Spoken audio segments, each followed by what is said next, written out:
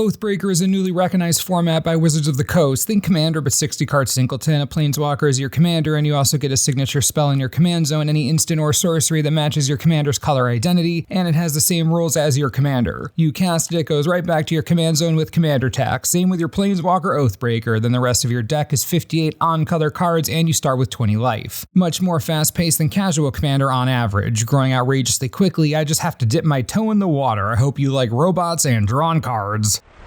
Tezzeret, Master of the Bridge, is our Oathbreaker. 4 of anything, 1 blue and 1 black for a 5 loyalty legendary planeswalker. Creature and planeswalker spells you cast have affinity for artifacts. You can +2, and Tezzeret deals X damage to each opponent, where X is the number of artifacts you control, you gain X life. You can also -3 and return target artifact card from your graveyard to your hand, and finally you can -8 and exile the top 10 cards of your library. Put all artifact cards from among them onto the battlefield. Tezzeret does a lot of cool and flashy things, but our entire deck is based on his broken as heck +2 ability. We're gonna mass artifacts, then drain the table. Remember, this format starts you at 20 life, not 40, so making this +2 lethal, not exactly the most difficult thing to do in the world. Of course, the entire picture doesn't really come together without seeing Tezzeret's signature spell.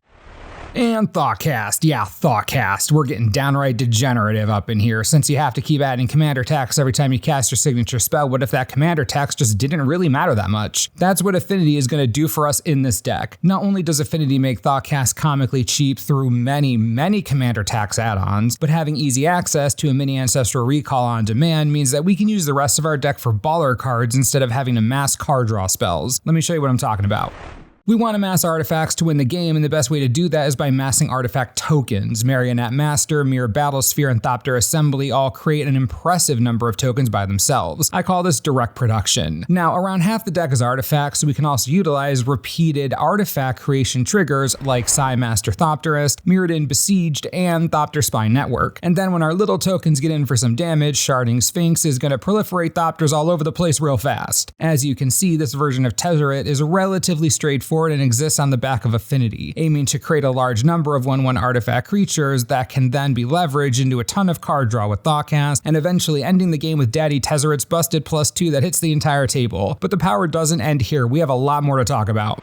March of Progress is some sweet tech that we can overload Cyclonic Rift style to double up our artifact creatures. If you can cast this successfully, chances are the game is about to be over, as the entire battlefield will be covered in artifact creatures, and thanks to most of our 1/1 artifact token producers creating Thopters, just had to include mechanized production. A hilariously sneaky way to win the game out of nowhere. You can put this on any artifact you want, because mechanized production doesn't need the enchanted creature to have 8 copies to win, it just needs any artifact to have 8 copies, so you can put this on Mirror Battlesphere, then win via Mirror tokens in a few turns. Or just stick it onto a Thopter, because most of what we're using makes Thopters. Either way, easy path to victory some players might forget about. And I know it's expensive, but Urza Saga is so amazing here I just couldn't resist. Sure, it adds colorless, and sure it can tutor for a spicy artifact we'll talk about in a little bit, but being able to create constructs that have power relative to your artifact total, I mean, come on, this is an easy include here. Remember, our only job is to absolutely flood the board with artifact tokens. I don't care how we do it, as long as there are more artifacts every turn of the game forever, so we never have to spend real mana to recast Thoughtcast. That's the goal, people. 1 mana, 2 cards, 4 life. Urza Saga does get to tutor for an artifact, and we'd include Soul Ring if it wasn't banned, but it is, so we're gonna get even more toxic about this and tutor up Skull Clamp, because what does everyone hate more than Soul Ring? That's right, Skull Clamp, basically free card advantage. And with our steady stream of 1/1 artifacts, we'll be able to sacrifice them to our heart's content. Adding this to the already lethal card advantage from Thoughtcast, and we've built something truly nightmarish here. Also, we're going to take extra turns. Yeah, I probably should have mentioned this earlier, but Time Sieve is in the deck, and we're not gonna have any friends by the time the game is over. Again, creating tokens is beyond easy, it's basically effortless, and if those tokens aren't going to win with mechanized production and aren't going to attack because our opponents also like playing Magic the Gathering, then we're going to use them as fodder to stop our opponents from playing Magic the Gathering. It's the only logical solution. Couldn't resist putting Time Sieve in here, I just couldn't. I fell to the toxicity. I'd apologize, but I mean, why apologize for greatness, am I right? In situations where we aren't sacrificing our tokens to the mill, we want to make them stronger, along with all our other artifacts to boot. Chief of the Foundry buffs all our artifact creatures, tokens included. Master of Ethereum not only does the same thing, but also gets Gigantic itself, and Steel Overseer blankets our entire board with +1/+1 counters. A true classic of the strategy, but that isn't enough, so it's time to get even more aggressive about it. Tezzeret the Seeker is a cool card, it tutors for you, but this isn't really that kind of deck, so if there's nothing that really needs to be tutored for, Tezzeret here is just 1/+1 activation away from being able to turn all our tokens into base 5/5s and stomping the entire game to pieces. Tezzeret, Agent of Bolus, same idea but on a smaller scale. He can come down and immediately turn a little token into a base 5/5. Of course, he can also go 5 cards deep in your deck for an artifact, and he can also destroy a single player with his -4. Target player loses X life and you gain X life for X is twice the number of artifacts you control twice? You only need 10 artifacts to dome someone from their starting life total with Tezzeret, Agent of Bolus. Like, how is this even fair? It is so gross.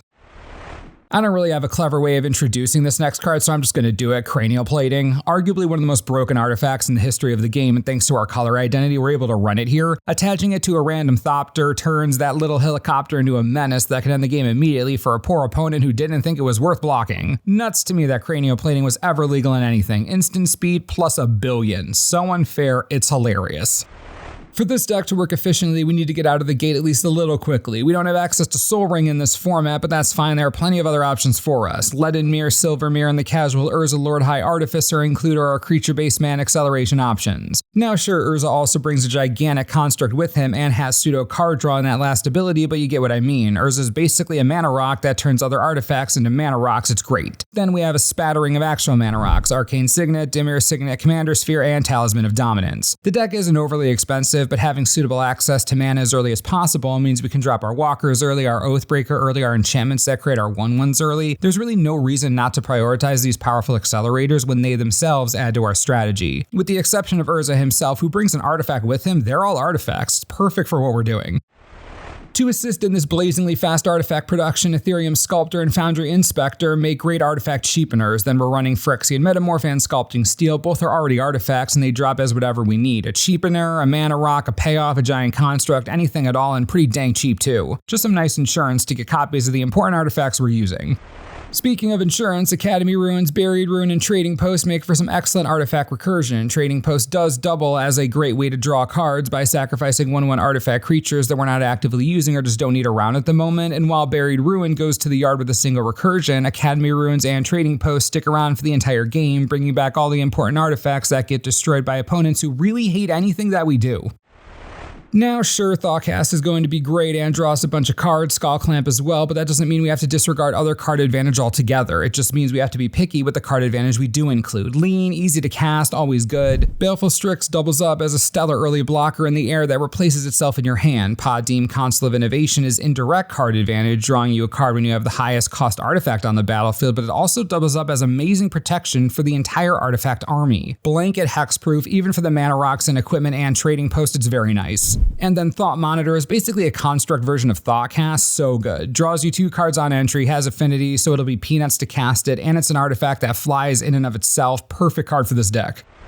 There are lots of moving parts and synergies in the strategy, and unlike many other strategies, there isn't really one card that shines above the rest besides our commander, but there may be times when you need something specific, so we have some tutoring in addition to Tezzeret the Seeker that we spoke about earlier. Whir of Invention and Inventor's Fair. Whir is easy to cast thanks to Improvise, and it casts at instant speed, so you can cast at the most convenient time for you. Plus, triple blue is not going to be a problem in this deck between the land base, which we'll talk about in a moment, the mana rocks, and Urza, you'll be fine. Then Inventor's Fair is always going to be enabled. If a situation arises where you can't sacrifice Inventor's Fair because you don't have 3 or more artifacts, it better be turn 2 because there's no other excuse and the game is probably over for you. Anyways, great tutors, use them, efficient and strong. Quick reminder, Oathbreaker is a format where every player has a Planeswalker as their commander, so there will be loads more Planeswalkers running around than normal. Do you know what that means? Correct, time to annihilate Planeswalkers with anti-Planeswalker tech. Phyrexian Revoker is so annoying to play against normally, but imagine it in a format where the Revoker gets to see every single commander around the table and name any of them at will. Copy it with Metamorph or Sculpting Steel, even better, lock the game down completely, take away your opponent's power. In a normal game of Commander, you have so much flexibility and diversity with what can be around the table, and because the decks are 99 cards, the decks have to function without the commander, at least to a certain extent, but in this format, where the singleton deck is only 60 cards, the Planeswalker has a lot more power and influence, at least most of the time, so take the power away. Revoker is an artifact and fits into what we're doing, but that isn't the only card we get to play.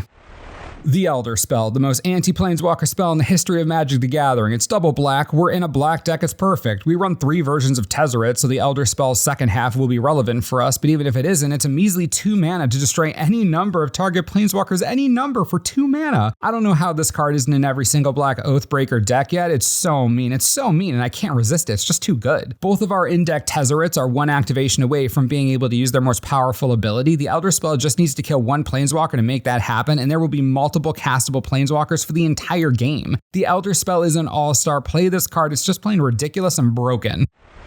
As you probably noticed, we do not have a high priority on removal or even interaction at all, to be honest. We're looking to protect our stuff and play our own game until we win, but that doesn't mean we have to run 0 interaction. Phyrexian Scriptures was made for this strategy. Its second chapter barely impacts our deck and will likely annihilate most strategies in the format. Great board wipe, does exactly what we want, and before it wipes everything out, it could make Sai or Urza an artifact to protect them from devastation. It's a win-win for us.